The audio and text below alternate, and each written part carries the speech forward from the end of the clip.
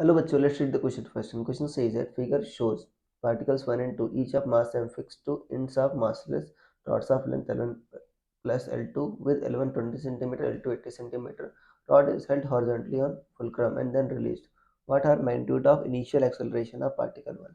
So students, सबसे पहले आपको समझना होगा की कंसेप्ट क्या यूज हो रहा है. So key concept is rotational motion.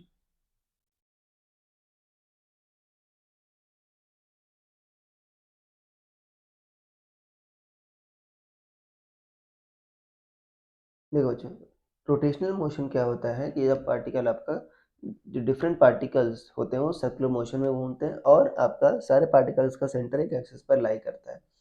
अब यहाँ पर देखो सारे पार्टिकल्स बच्चों, दोनों जो पार्टिकल्स हैं इस सेंटर के अबाउट देखो, ये ऐसे मूव करेगा सर्कुलर पाथ में, ये ऐसे मूव करेगा.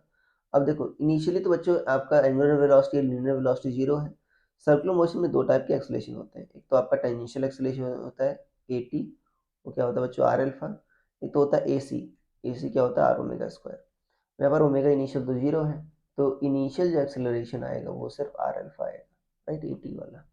तो अल्फा निकालने बच्चों आर तो हमको पता है, मतलब ठीक है. पार्टिकल वन के लिए जो डिस्टेंस है 20 सेंटीमीटर है, राइट.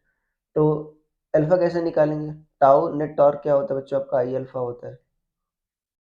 देखो मास टू वाला बच्चों देखो टॉर्क क्या और टॉर्क क्या होता है आर परपेंडिकुलर इंटू फोर्स, ये होता है. अब टू के लिए देखो आर परपेंडिकुलर ज़्यादा है, right. L two 80 centimetre, one के लिए आपका आर परपेंडिकुलर कम है 20 सेंटीमीटर है. तो टॉर्क नेट जो होगा ये बच्चों आपका इधर रोटेट करना चाह रहा है और ये आपका इधर रोटेट करना चाह रहा है, दोनों अपोज करेंगे तो नेट टॉर्क घट जाएगा. पहले के लिए क्या होगा एम जी, देखो M G into L two कितना है 0.8 माइनस एम जी इंटू कितना है 0.2 कल टू आई अल्फा. आई क्या है आपका, देखो M L one square plus M L two square, M into 0.8 का स्क्वायर प्लस एम इंटू 0.2 का स्क्वायर,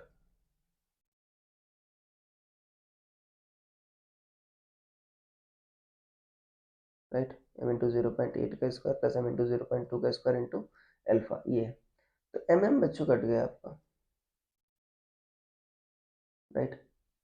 तो यहाँ से जी की वैल्यू क्या रख दो बच्चों, आप लगभग आप 9.8 रख दो, तो 9.8 इंटू 0.6 आ जाएगा और इधर क्या आ जाएगा 0.64 प्लस 0.04 इंटू एल्फा, मतलब 0.68 एल्फा आ जाएगा. तो यहाँ पर अगर हम इसको सॉल्व करें बच्चों तो कितना आ रहा है आपका 9.8 इंटू 0.6 डिवाइडेड बाई 0.68, तो 8.647 आ रहा है. अल्फा क्या आ रहा है लगभग अप्रॉक्सीमेटली 8.647 रेडियन पर सेकेंड.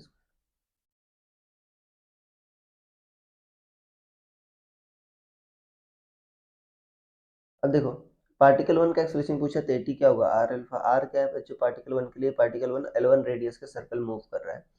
तो जो ए वन होगा वो क्या होगा, आर कितना है 0.2 इंटू 8.647, 8.647. तो 8.647 इंटू 0.2, ये वैल्यू आ जाएगा बच्चों लगभग 1.73, लगभग कितना आ जाएगा 1.73 मीटर पर second square approximate. So this will be the answer 1.73. So I hope you understood it well. Best of luck.